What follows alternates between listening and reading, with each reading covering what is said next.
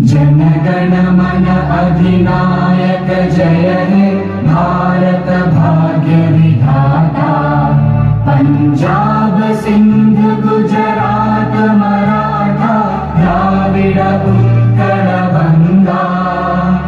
विंध्य हिमाचल यमुना गंगा उच्चल जलधि तरंगा। तव शुभ नामे जागे तव शुभ आशीष मांगे। गाहे तव जय गाथा जनगण मंगलदायक जय हे भारत भाग्य विधाता। जय हे जय हे जय हे जय जय जय जय हे।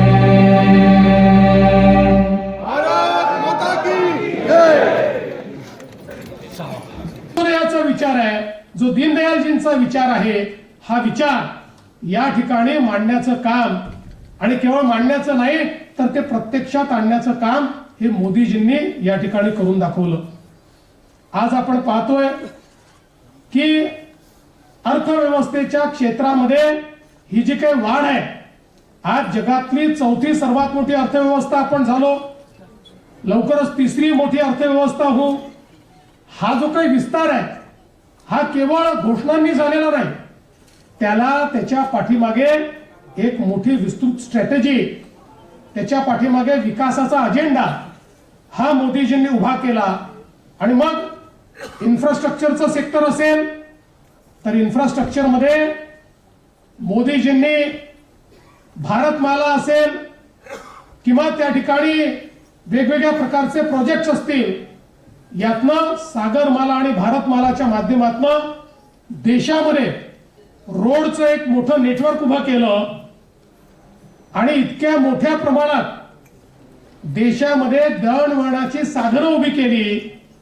रोड्स आणि ब्रिजेस आणि टनेल्स याच्या माध्यमातून एक इन्फ्रास्ट्रक्चरचा इतका मोठा कार्यक्रम आपल्या देशाने हातात घेतला आणि गतिशक्ती प्लॅटफॉर्मच्या माध्यमातून देशामध्ये लॉजिस्टिकची कॉस्ट कशी कमी करता येईल हा पहिला प्रयत्न त्यांनी हातामध्ये घेतला। आपल्याला जर विकसित अर्थव्यवस्थेकडे जायचं असेल तर लॉजिस्टिकची कॉस्ट या देशामध्ये 16% होती, ती 8% आल्याशिवाय आपण जगातल्या देशांची स्पर्धा करू शकत नाही। आणि म्हणून रोड, पोर्ट, एअरपोर्ट, रेल्वे या सगळ्या इन्फ्रास्ट्रक्चर मध्ये गुणात्मक आणि संख्यात्मक बदल आणण्याचं काम हे मोदीजींनी करून दाखवलं। आणि आज आपण पाहतोय आता 16%वरनं आपण 11% आलो, हळूहळू 8%वर ज्यावेळेस आपण जाऊ त्यावेळी जगाच्या सप्लाय चेन मध्ये एक महत्वाची भूमिका हा भारत या ठिकाणी निभवेल। किंबहुना चीनशी स्पर्धा करताना आपला सगळ्यात मोठा बॉटलनेक हा लॉजिस्टिक कॉस्टचा होता, तो हळूहळू संपतोय आणि तो 8%वर आल्यानंतर जगामध्ये सप्लाय चेन रिप्लेसमेंट हे जे चाललेलं आहे त्यात सगळ्यात महत्वाचा प्लेयर हा भारत असेल। आपल्याला माहिती आहे सीमावर्ती क्षेत्रामध्ये काश्मीर सारख्या भागामध्ये, नॉर्थ ईस्ट मध्ये जिथे लोकांनी रस्ताही पाहिला नव्हता, रेल्वेही पाहिली नव्हती, तिथे रस्तेही पोहोचले, रेल्वेही पोहोचली। किंबहुना मी ज्यावेळेस लडाखला गेलो होतो आणि तिथल्या नॉर्दर्न कमांडच्या कमांडिंग ऑफिसरशी चर्चा करत होतो त्यावेळी त्यांनी सांगितलं दोन सरकारमधला विचार करण्याच्या पद्धतीतली भिन्नता काय आहे। तर म्हणाले जुन्या काळातल्या सरकारला यूपीएच्या आम्ही सांगत होतो की चायनाने बॉर्डर पर्यंत इन्फ्रास्ट्रक्चर आणलेलं आहे, चायनाच्या सोबत वॉर झाला तर त्यांची मुवमेंट जी आहे लॉजिस्टिक मुवमेंट ही ते 24 तासात करू शकतात, 48 तासात करू शकतात, आम्हाला मात्र 7-8 दिवस लागतील कारण आपलं बॉर्डर इन्फ्रास्ट्रक्चर तयार नाहीये। त्यावेळी यूपीएचं सरकार म्हणायचं की आपण जर ते केलं तर चीनला त्याचा फायदा मिळेल। आता चीनला आपल्या देशामध्ये एंट्री करून आपल्या देशात येण्याकरता रस्तेच नाहीत, ते तर बॉर्डर पर्यंतच रस्ते घेऊन आले आहेत. आपण रस्ते केले तर त्याचा फायदा चीन घेईल आणि म्हणून रस्ते करायचे नाहीत असा निर्णय त्या सरकारने केला होता. ते म्हणाले आताच्या सरकारने ज्या प्रकारे बॉर्डर इन्फ्रास्ट्रक्चर तयार केलाय, चीनला तरी 24 तास लागतील, भारत 12 तासामध्ये त्या ठिकाणी मोबिलायझेशन करू शकतो.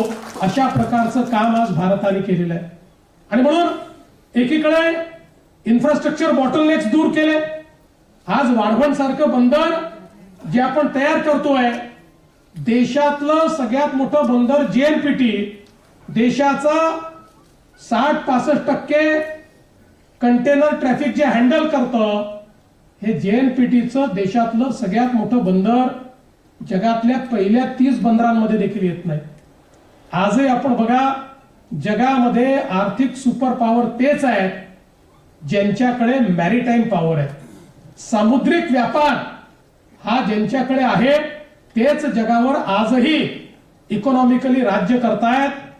आणि मोदीजींनी ओळखलं आणि 1992 साली ज्या वाढवण पोर्टची फाईल बंद करण्यात आली होती, हा पोर्ट बनू शकत नाही. आपलं सरकार आल्यानंतर आपण ती फाईल उघडली, त्या संदर्भातले बॉटलनेक दूर केले आणि माननीय मोदीजींनी त्या ठिकाणी देशातला सगळ्यात मोठा पोर्ट, जेएनपीटी पेक्षा 3 पट मोठा पोर्ट, आणि ज्या दिवशी तयार होईल त्या दिवशी जगातल्या पहिल्या 10 पोर्ट मधला पोर्ट, अशा पद्धतीनं वाढवणचं बंदर हे आपण तयार करतोय. एकटं वाढवणचं बंदर मॅरीटाईम पॉवर म्हणून 30 वर्ष आपल्याला पुढे नेणार आहे. अशा पद्धतीचं काम आज इन्फ्रास्ट्रक्चरच्या क्षेत्रात होत आहे. आपण बघतोय रेल्वे बदललेली आहे. मी परवा वंदे भारत ट्रेननी शिर्डीला गेलो. जगातल्या अनेक ट्रेन्स मध्ये मी देखील बसलेलो आहे, पण वंदे भारत ट्रेन मध्ये बसल्यानंतर आणि जपानच्या ट्रेनमध्ये, चीनच्या ट्रेनमध्ये किंवा स्वित्झर्लंडच्या ट्रेनमध्ये बसल्यानंतर कुठलाही फरक आपल्याला पाहायला मिळत नाही. इतकी चांगली ट्रेन, आणि तीही भारतामध्ये तयार करून दाखवण्याचं काम हे आपल्या सरकारने या ठिकाणी केलेलं आहे. त्यामुळे रेल्वेचं क्षेत्र असो, आता रेल्वेमध्ये जे फ्रेट कॉरिडॉर्स आहेत त्याची गती वाढवण्याचं काम हे वेगानं चाललेलं आहे. जी गती 10, 12, 15 किलोमीटर ऍव्हरेज याची ती आता 25 पर्यंत पोहोचली आहे, 35 पर्यंत पोहोचते आहे, ती 50 पर्यंत पोहोचली तर आपल्या ट्रान्सपोर्टेशनच्या कॉस्टमध्ये खूप मोठ्या प्रमाणात फरक पडेल. अशा पद्धतीचं काम इन्फ्रास्ट्रक्चरच्या क्षेत्रामध्ये आज झालेलं आपण बघतोय. यासोबत या देशामध्ये संधी तयार व्हावी याकरता झालेले जे काही रिफॉर्म्स आहेत, या रिफॉर्म्स मध्ये मी तर असं म्हणेन की जीएसटी हा एक असा रिफॉर्म आहे की ज्याच्यामुळे आम्ही क्वांटम जंप घेतली. आज आपण बघा, जेव्हा जीएसटी या देशामध्ये आला आणि आम्ही ट्रेड बॅरियर्स त्या ठिकाणी तोडले. पूर्वीच्या काळी प्रत्येक राज्य आपला टॅक्स लावायचं आणि त्यामुळे आमच्याकडे परदेशी गुंतवणूकदार हे येऊ शकत नव्हते. ट्रेड बॅरियर्समुळे अनफेअर ट्रेड होता, त्यामुळे लेवल प्लेइंग फील्ड नव्हती. एक प्रकारे हे बॅरियर्स वेपनाइज केले जायचे, त्यातनं देशाच्या अर्थव्यवस्थेवर विपरीत परिणाम व्हायचा.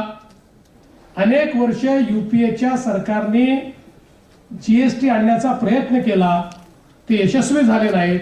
पण मोदीजींनी जीएसटीवर एकमत घडवलं आणि घडवून या देशामध्ये जीएसटी आणला. मला आजही आठवतं की ज्यावेळी जीएसटीचं बिल राज्याच्या विधानसभेमध्ये मी मांडलं होतं, त्यावेळी विधानसभेमध्ये आमच्या विरोधकांनी खूप गदारोळ करून सांगितलं होतं आपण मॅन्युफॅक्चरिंग स्टेट आहोत. मॅन्युफॅक्चरिंग स्टेट असल्यामुळे आपला आजचा जो वॅट आहे तो जीएसटीत कन्वर्ट झाला तर तो कमी होईल, महाराष्ट्राचं नुकसान होईल. महाराष्ट्राने जीएसटी स्वीकारू नये. त्यावेळेस मी भाषणामध्ये सांगितलं होतं की आपण मॅन्युफॅक्चरिंग स्टेट आहोत आणि बॉर्डरलेस व्यापार जर सुरू झाला तर आपला जो काही मॅन्युफॅक्चरिंग बेस आहे